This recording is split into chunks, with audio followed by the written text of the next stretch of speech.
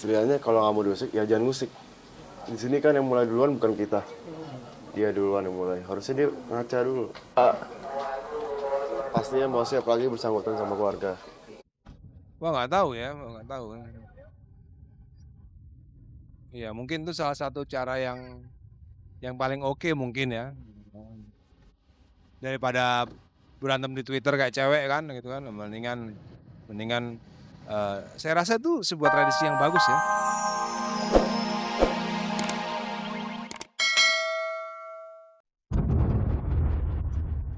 Setelah sempat dilanda ketegangan, Flo dan Vika pun sepakat mengakhiri perselisihan dengan dicabutnya laporan Vika terhadap Flo.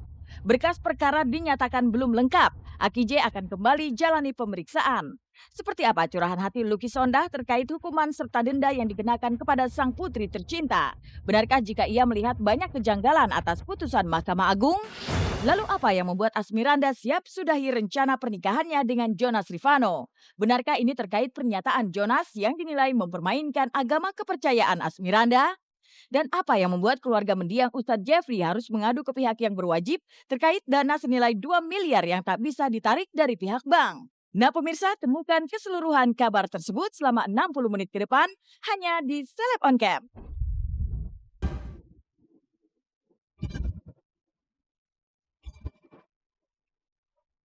Halo, selamat siang pemirsa Global TV. Seleb On Cam kembali hadir menemani Anda selama 60 menit ke depan untuk menyajikan kisah dari public figure secara mendalam. Inilah babak baru kasus penabrakan terhadap rumah istri kedua Adi Guna Sutowo, Vika Dewayani. Di tengah upaya pihak kepolisian untuk mencari Florentina Anastasia Limasnaks alias Flo, istri musisi Piu yang diduga sebagai pelaku penabrakan, tiba-tiba saja kemarin Vika dan pengacaranya datang ke Polda Metro Jaya untuk secara resmi mencabut laporannya terhadap Flo. Dicecar oleh pihak penyidik dengan sekitar 10 pertanyaan, Vika pun mantap mencabut laporannya terhadap wanita yang telah merusak pintu pagar dan juga sejumlah mobil mewahnya.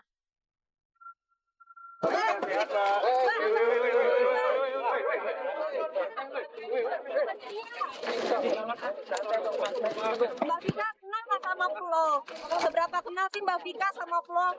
Mak, apa Mak sebenarnya motif Flo merusak Mak? Ada yang tahu nggak Mbak? Mak, kira-kira Mak tahu nggak? Mbak nggak kenal Flo Mbak? Kan Flo itu teman bisnisnya Bapak Pak. Mbak, Flo teman bisnisnya Bapak selama 7 tahun.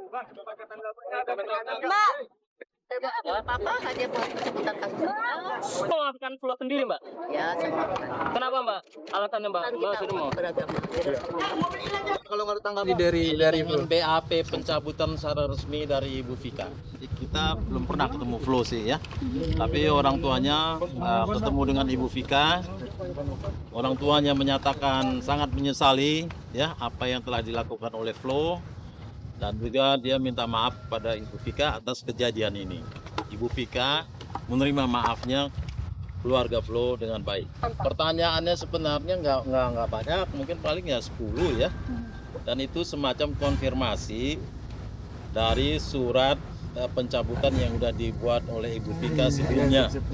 Tentunya ini hari dibuatkan BAP oleh pihak kepolisian secara resmi. Ditanyakan apakah ada tekanan, ada intimidasi, ya tidak ada. Dikatakan juga apakah meminta kompensasi itu segala macam, tidak ada. Tapi kan keluarganya Flo menawarkan semacam ganti rugi atas kerusakan yang ada, ya sebagai bentuk rasa tanggung jawab. Ya, Ibu Vika menerima rasa tanggung jawab itu dengan baik, ya. Vika Dewayani, istri kedua mertua Dian Sastro itu pun mantap mencabut laporannya. Padahal Flo yang diduga sebagai pelaku justru masih dicari pihak kepolisian. Alasan Vika mencabut laporannya pun terasa menyisakan teka-teki. Lantas mungkinkah Vika mencabut laporannya karena ada tekanan dari pihak lain? Benarkah pasca kasus ini mencuat, Adi Guna yang mengaku berada dengan Flo dalam satu mobil saat kejadian penabrakan itu berlangsung pernah mendatangi Vika secara pribadi?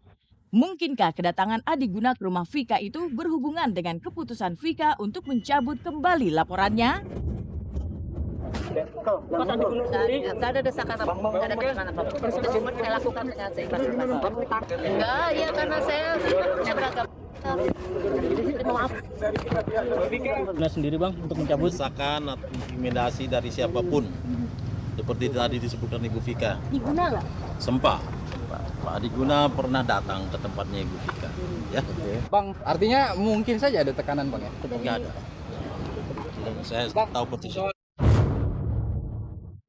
Kasus pengerusakan rumah yang awalnya sangat heboh itu memang terasa anti klimaks. Setidaknya di awal kasus ini mencuat, Vika dan sang pengacara seakan sangat ngotot untuk memperkarakan sang pelaku yang diduga adalah istri Piu. Tapi di saat Adi Guna sendiri mengaku ikut bersama Flo dalam kejadian pengerusakan itu, seketika sikap Vika pun seakan lunak. Padahal Flo yang diduga sebagai sang pelaku hingga kini masih terus diburu keberadaannya oleh pihak polisi. Alasan Vika memaafkan Flo pun seakan masih mengandung misteri. Sebab pihak yang datang untuk meminta maaf dan siap melakukan ganti rugi terhadap segala kerusakan bukanlah Flo, melainkan orang tua dan saudara Flo. Di sana, Piu yang adalah suami Flo sendiri juga tidak disebutkan hadir dalam pertemuan perdamaian antara pihak Flo dan Vika Dewayani. Iya, bukan sudah. Masa kita memang udah mau damai, nggak bisa dihalangin orang mau berdamai. Ya. Alasannya apa bang berdamai bang? Alasan buat berdamai hanyalah asas kemanusiaan aja. Karena orang tuanya Flo, ibunya dan bapaknya dan abang lelakinya datang minta maaf ya dengan setulus-tulusnya. Kemudian juga Vika juga menerima. Ya, kemudian mereka dengan baik menawarkan gini, gimana kalau ada kerusakan mobilnya dan segala macam, nanti biayanya kita yang tangani.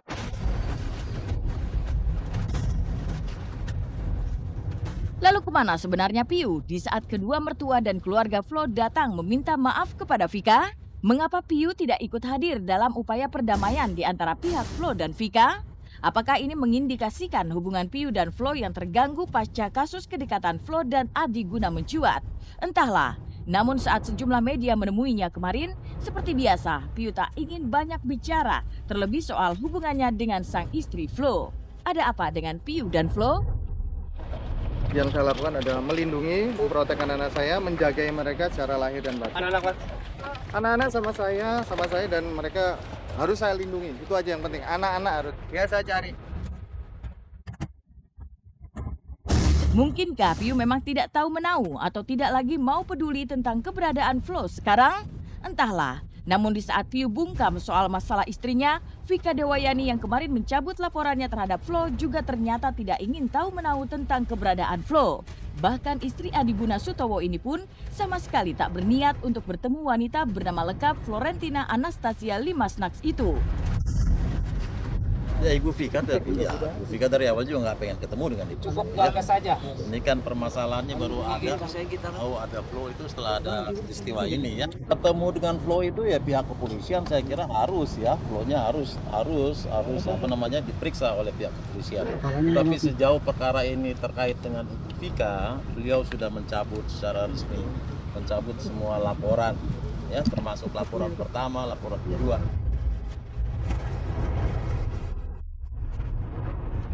Pemirsa Seleb on Cam, perseteruan pengacara Farhad Abbas dengan kedua putra Ahmad Dhani, Al dan El yang bermula lewat kicauan Farhad di media jejaring sosial Twitter ternyata kian memanas. Dikatakan kurang laki-laki oleh anak-anak Dhani, Farhad pun panas telinganya. Lantas benarkah Farhad panas dan makin geram dengan serangan kedua putra kecil Dhani terhadap dirinya? Deddy Kobuser manggil wawancara anak, mungkin dia pikir sudah besar. Ditanya gimana ayah kamu dihina oleh Farhad Abbas. Dia tidak menjelaskan permasalahannya. Anaknya merasa tersinggung kemudian terang-terangan mengatakan akan menantang saya main tinju. Kalau saya tidak lantang dia akan mengatakan saya banci. Nah, di sini otomatis saya kaget sebesar ini berita. Saya sudah ke Cipanas untuk liburan. Tiba-tiba saya harus dikejar-kejar persoalan ini. Saya katakan kamu jual kita beli. Kamu gak usah khawatir, saya akan siapkan promoter tinju dan ring tinju semua dengan hadiah-hadiah sekalian pun gitu. Dan saya mengatakan kalau bisa Dhani dengan Deddy Kobuser sekalian saya nggak takut. Nggak perlu capek-capek saya nonjok dia, saya tiup aja pasti jatuh. Nah, kita sih bukan nantang ya. Istilahnya kalau nggak mau diusik ya jangan musik. Di sini kan yang mulai duluan bukan kita. Dia duluan yang mulai. Harusnya dia ngaca dulu. Pastinya mau siap lagi bersangkutan sama keluarga. Wah nggak tahu ya, nggak tahu. Iya, mungkin itu salah satu cara yang paling oke mungkin ya.